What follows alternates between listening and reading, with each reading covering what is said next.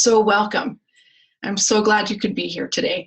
As we get started, I'd like to ask you the question, how do you feel about this year that is about to end? And maybe you're really glad that it's almost over. Perhaps it's been a mix for you. So there's been really good times with 2016, but there's also been some really difficult times. Perhaps for you, it's just neutral. It's nothing that different from other years. And maybe you've had a really good year. So I am going to ask for you to share. And if you'll bear with me just a second, I'm going to launch this poll. So go ahead and take a moment.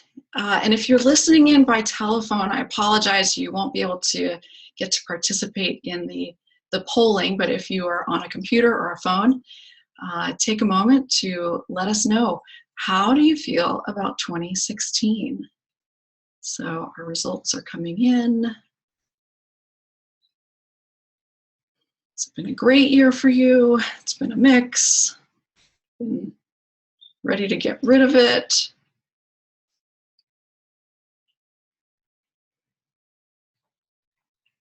All right, go ahead and cast your vote for your answer of how you feel in 2016, if you haven't. And let's see.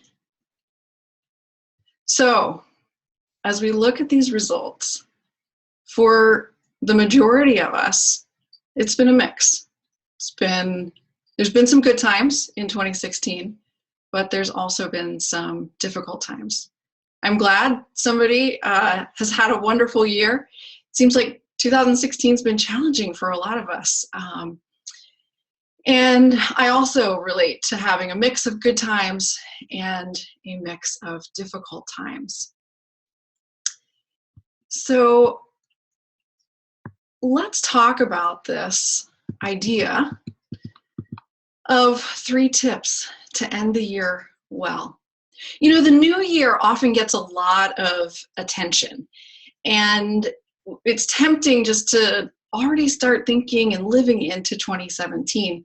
But this year for me, I've spent a lot of time thinking and talking about connection. And so for me, rather than hurrying 2016 into history, I've asked myself, how can I make sure that I give this past year the chance to really be a catalyst so that 2017 can be a positive year for me? And the most important aspect for this for me is about connection. It's about connecting with my own journey.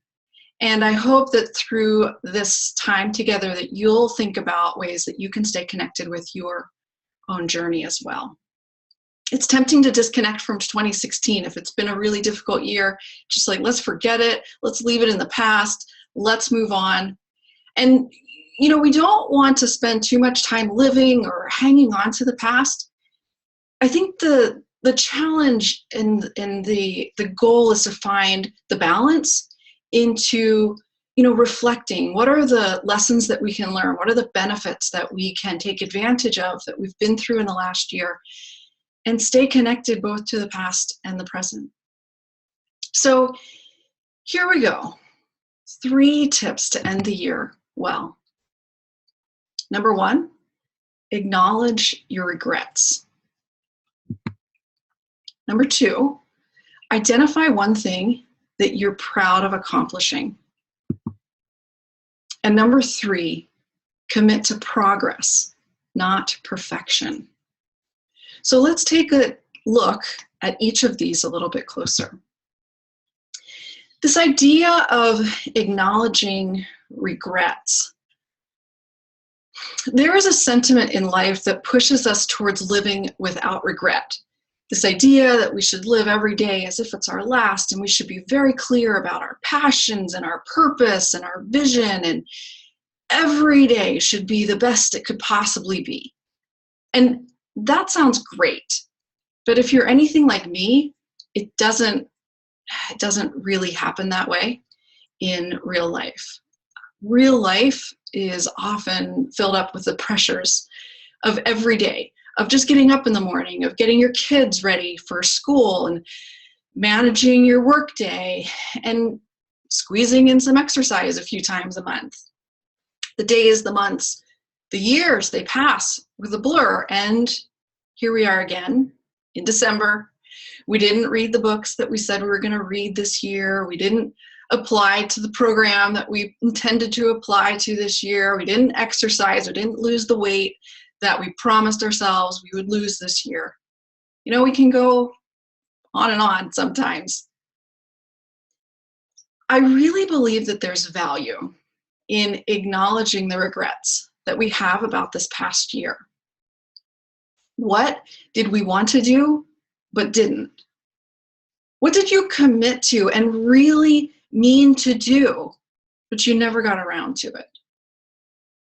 It's uncomfortable to look at these things, and maybe that's why we say we should live with no regrets.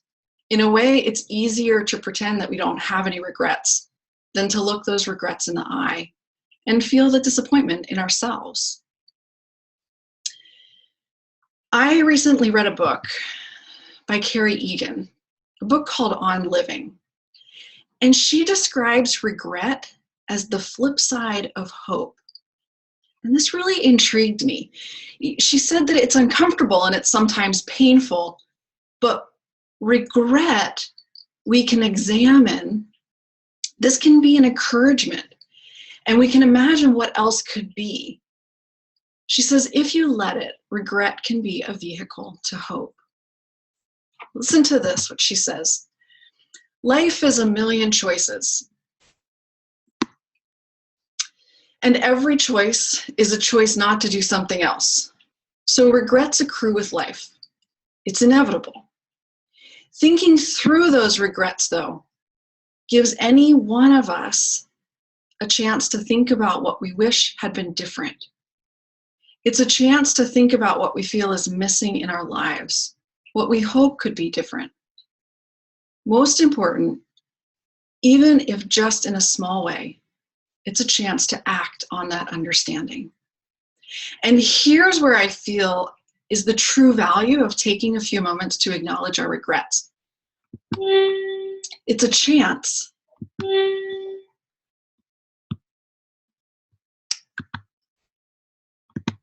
sorry about that, technical difficulties. It's a chance to act on the understanding that we hope something could be different.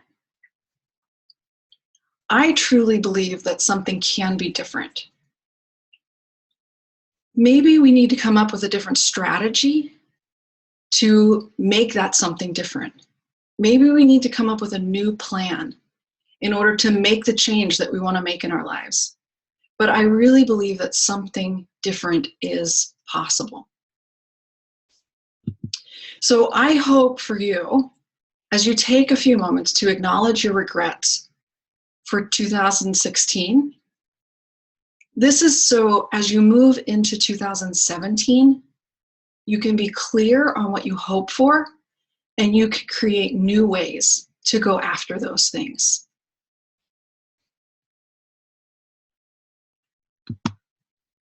The second tip to ending the year well is to identify one thing that you're proud of accomplishing.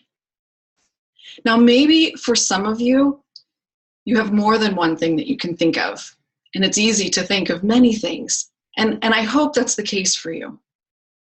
For some, it might be more challenging to even come up with one thing that you feel really proud of accomplishing this past year.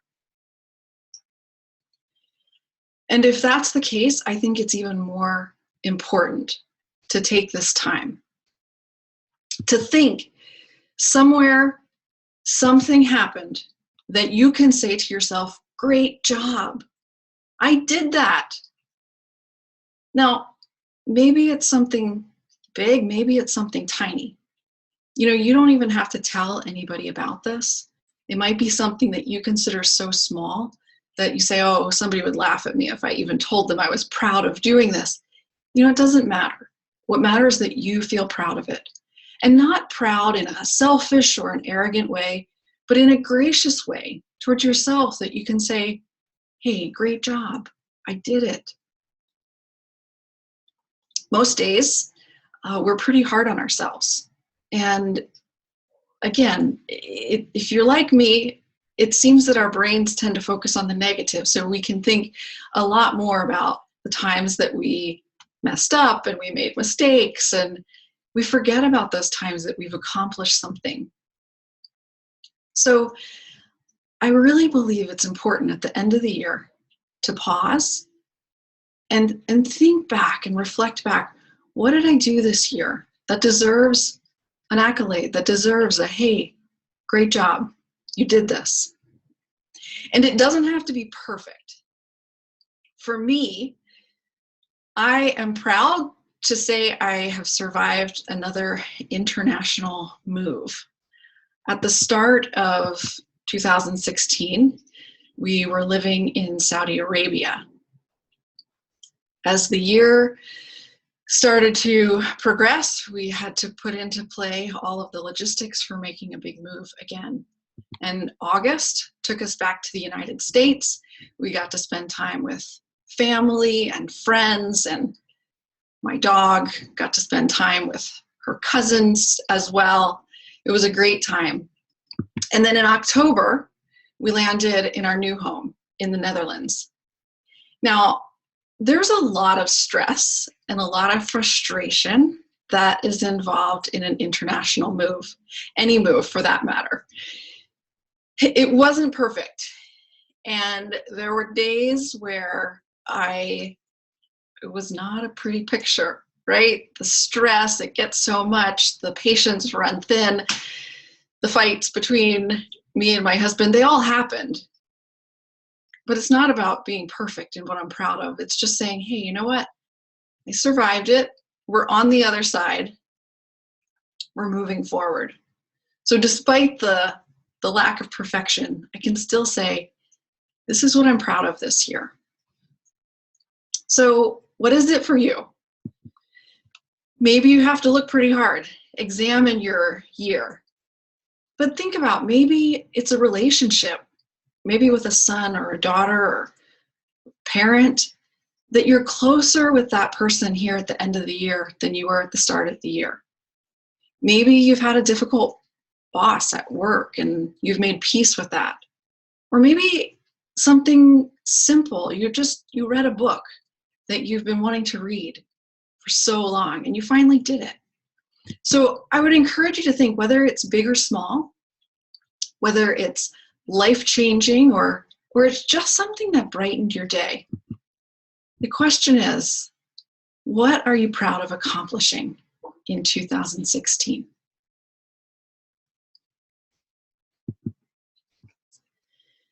The third tip for ending the year well is to commit to progress, not perfection. Perfection is often the enemy of progress. We have an idea in mind. We have a vision for what the final outcome will be. And if we can't have it exactly like we want it, we don't even bother. Towards the beginning of 2016, I heard Marie Forleo say, #progress, not perfection. And I was like, I like that. I need to remember that. And it has really been a powerful reminder to me during 2016 to go for progress, not perfection.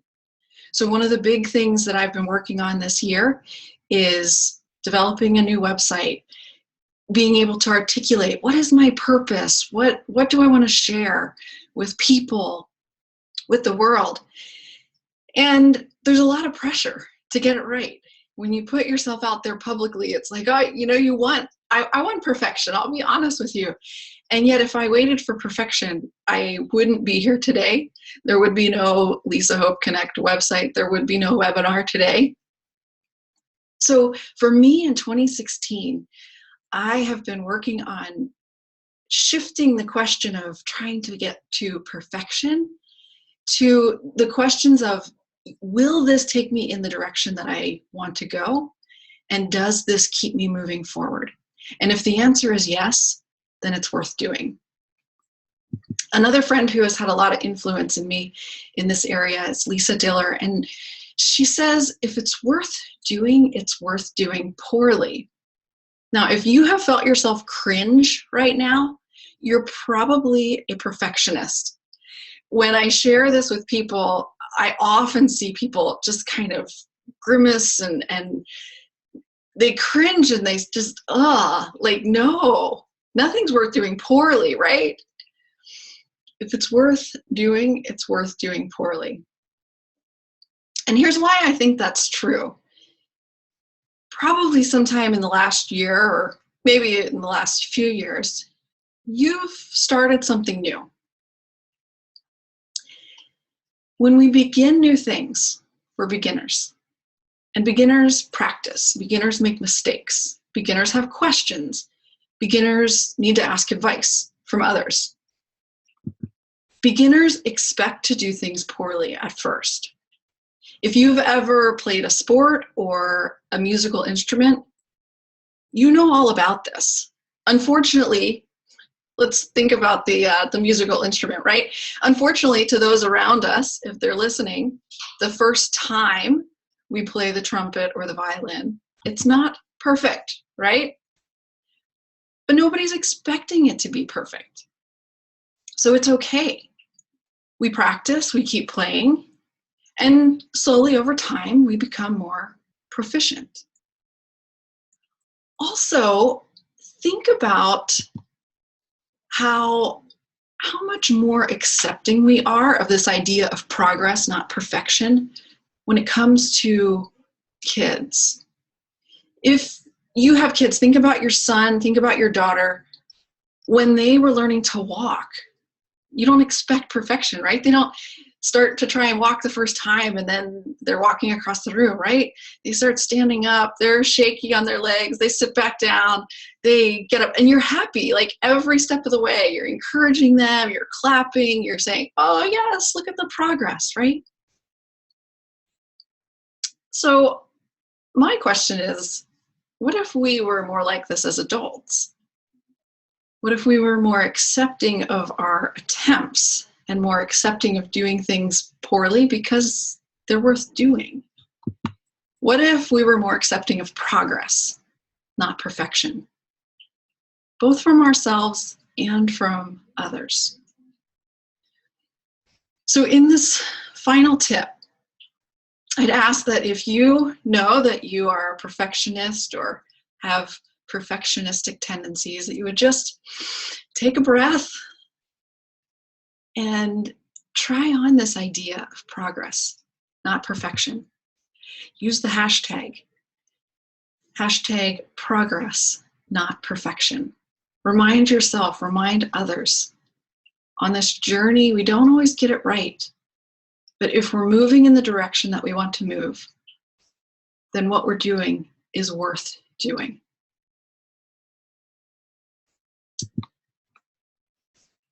Now, as we look to bring this webinar to an end, let's just recap. 3 tips to end 2016 well. Acknowledge your regrets. Look for ways that those regrets are the flip side of hope. And by acknowledging these regrets of 2016, how can you be clear about what your hopes are for 2017? Identify one thing that you're proud of accomplishing. One thing that will give your heart encouragement as you look to the future, and try to accomplish some new things. And commit to hashtag progress, not perfection. And I'd encourage you to share that. I feel like for me, that idea and that shift in perspective has really opened up doors for me where I'm willing to take risks in a way that I wasn't previously. Now, I hope that by working through these reflections, you'll be able to stay better connected to your own journey. And I really hope that you will have a lightness and anticipation as you look ahead to 2017. I believe with all my heart that this world we live in, it really works best when we're connected. When we're connected to ourselves, when we're connected to each other, and when we're connected to the greater purpose and the greater meaning that we have in this life. So I would like to take the chance to just say thank you for spending some time. For some of you, I know it's morning. For some of you, it's afternoon. And some of you, it's evening. Wherever you are in the world, thank you so much for taking the time to connect today through this webinar. I will stay online for a few moments. If you have any questions or comments, you can use the chat feature, and I would love to be in touch with you that way. I'd also love to get a note from you by email, on Facebook or Instagram. Check out the website Lisa Hope Connect if you have not been there yet for additional ways to stay connected. Thank you so much. I hope that you have a wonderful end to 2016, and I look forward to connecting with you more in 2017. Thank you so much.